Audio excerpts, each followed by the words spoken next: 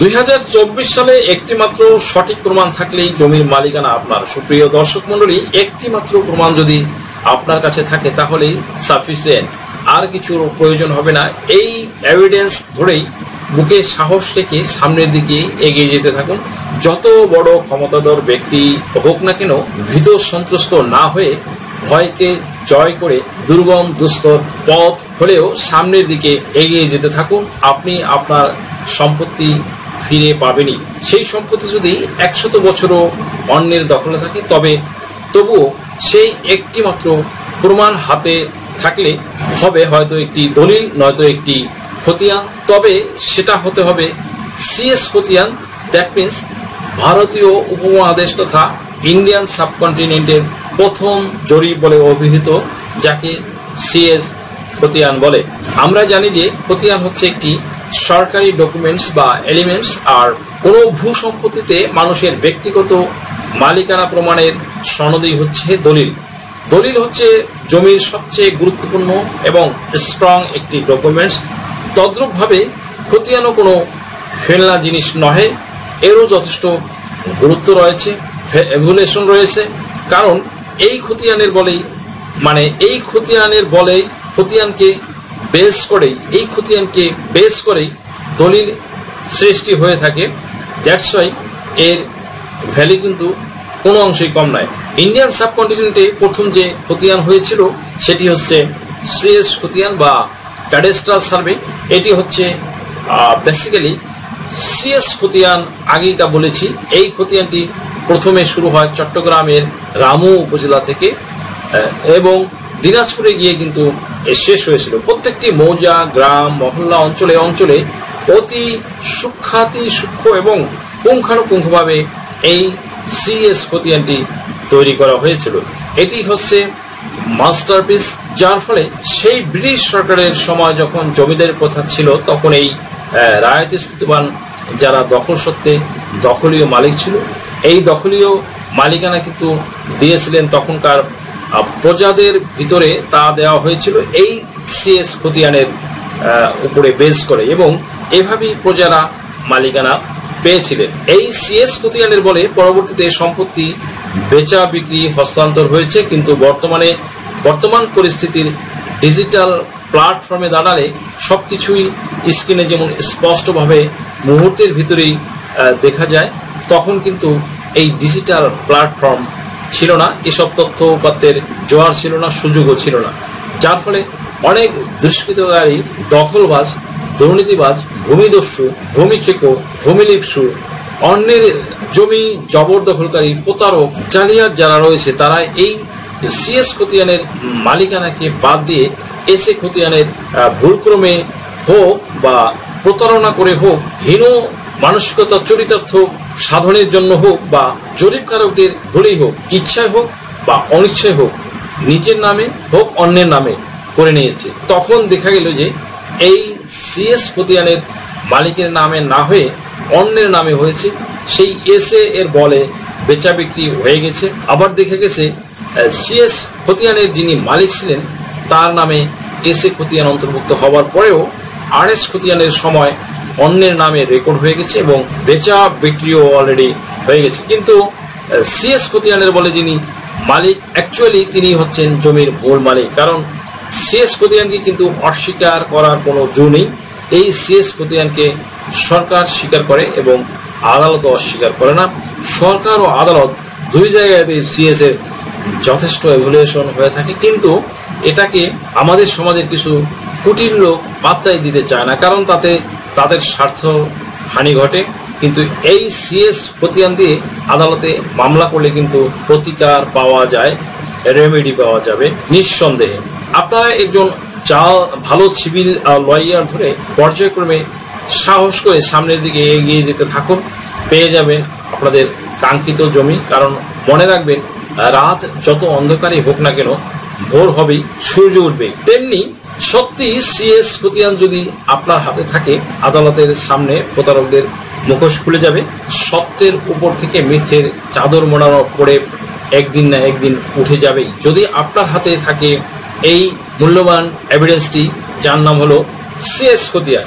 এমন অনেক নজির আছে যে একজন ব্যক্তির সম্পত্তি তিনি সেখানে বসবাস করে আছে, আসলে তিনি জানেনই না যে এই সম্পত্তির সিএস খতিয়ান তাদের নামে নেই, তথাপিও তারা সিএস খতিয়ান থেকে আরএস খতিয়ান পর্যন্ত তৈরি করেছে এবং তাদের মধ্যে অলরেডি সেই সম্পত্তি নিজেদের মধ্যে নিজেদের ভাই বোনদের মধ্যে আপোষ বন্টন নামা করে বসবাস করছে। কিন্তু 30 বছর, 40 বছর, 50 বছর পর সিএস খতিয়ানের মালিক দেখা গেল যে আদালতে মামলা করেছে, আদালত মামলাটি রিসিভ করেছে। এই সিএস খতিয়ান যাদের কাছে আছে তারা সম্পত্তির মালিকানা দাবি করতে পারবেন। তবে এই সিএস খতিয়ান যাদের কাছে আছে তারা প্রথমেই দেখবেন এটা যার নামে ছিল, যেমন মনে করুন দাদার নামে বা দাদার বাবার নামে থাকতে পারে, তিনি এই সম্পত্তি বেচা বিক্রি করেছে কিনা আর সেটা দেখতে হবে।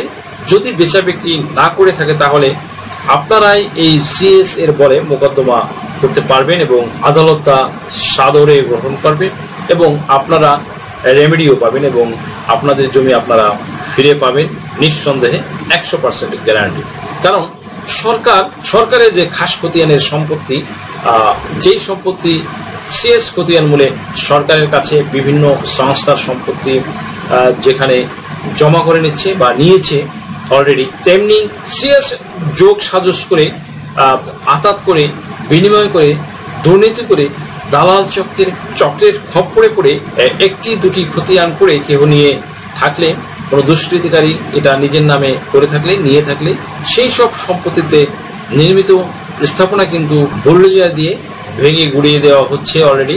ঢাকার আশেপাশে সহ দেশের বিভিন্ন বড় বড় শহরে এরকম অলরেডি গুড়িয়ে দেওয়া হয়েছে, এরকম নজির বহুত আছে। তাহলে সরকার যদি আইনের সঠিক প্রয়োগ করে, যদি সেই সম্পত্তি যদি নিয়ে নিতে পারে, তাহলে আপনি একজন সাধারণ মানুষ হয়ে আদালতে মোকদ্দমা করে কেন পারবেন না?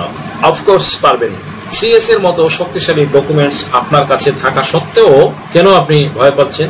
আদালতে সরকারের সম্মতি যেভাবে দেখে সাধারণের সম্পত্তিও কিন্তু ঠিক সেভাবেই দেখে এবং সেভাবেই সম্মতি দেয়।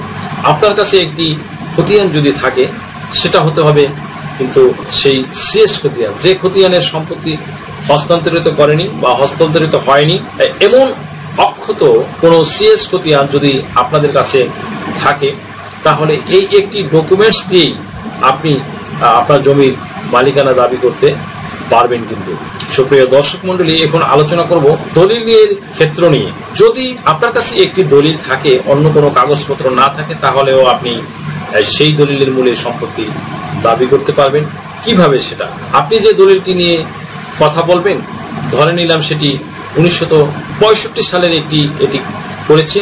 এই দলিলটি যার কাছ থেকে করা হয়েছে, মানে দাতার কাছ থেকে যেটি করা হয়েছে, এই দলিলে যে মালিক মানে গ্রহীতা, দাতার কাছ থেকে কেনার সময় দাতার নামে সিএস ও এসএ খতিয়ান ছিল। এই খতিয়ান দুটির বলে 1965 সালে গ্রহীতা সম্পত্তি ক্রয় করেছিলেন। ধরুন কোনো কারণবশত ওই দলিলের মালিকের নামে পরবর্তী কোনো খতিয়ান আর হয়নি, কিন্তু দেখা গেছে তার কাছে ওই দলিল ছাড়া অন্য কোনো কাগজপত্র তাদের পরবর্তী ওয়ারিসদের কাছেও নেই।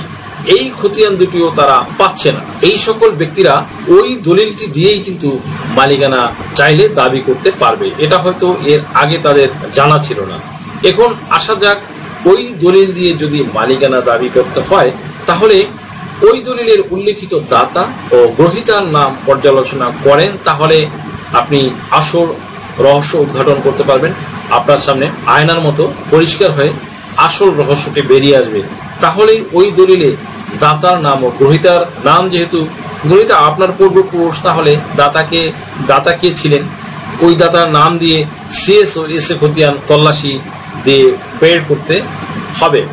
উপজেলা বা জেলা ভূমি অফিস থেকে বের করে যখন দেখবেন যে দাতার পূর্বপুরুষরা এই সম্পত্তির মালিক ছিল, তাদের নামে সিএস ও এসএ খতিয়ান তাদের কাছ থেকে বা তাদের ওয়ারিসদের নিকট থেকে আপনার পূর্বপুরুষরা এই সম্পত্তি ক্রয় করেছে, তাহলে আপনার দলিলের সাথে ওই সিএস ও এসএ খতিয়ান সম্পৃক্ত করা আছে। অতএব দ্যাটস ওয়াই আপনার ওই একটি দলিলই প্রমাণ করবে, ওই একটি দলিলই প্রুভ করবে ওই সিএস খতিয়ান ও এসএ খতিয়ান আপনার দলিলের সাথে সম্পৃক্ত আছে বা লিঙ্ক আপ আছে।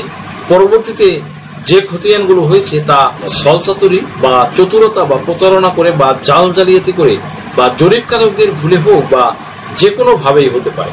উক্ত দলিল মূলেই আপনি ওই জমির মালিকানা দাবি করতে পারেন।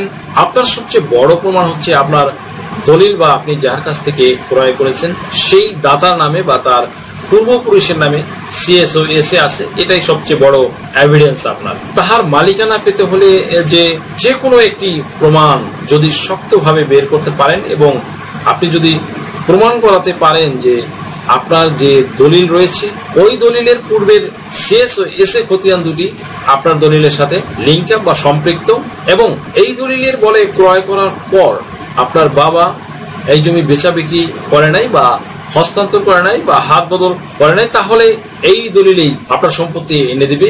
আর খতিয়ানের বলে এই সিএস খতিয়ান যার কাছে আছে তার পূর্বপুরুষরা যদি তা হস্তান্তর না করে থাকে এবং কোনো কারণে যদি এস এ বা আর এস খতিয়ান অন্যের নামে হয়ে থাকে তাহলে আপনি সিএস ধরে বিজ্ঞ আদালতে মোকদ্দমা করতে পারবেন এবং দৃঢ় বিশ্বাস রাখতে পারেন আপনি জয়ী হবেন নিশ্চিত করে বলা যায়। শুনে অবাক হবেন যে এমন অনেক মোকদ্দমা আদালতে চলমান রয়েছে, এমন অনেক মোকদ্দমার রায়, জাজমেন্ট এবং ডিক্রি হয়েছে, কিছু হওয়ার পথেও কিছু প্রক্রিয়াধীনও আছে।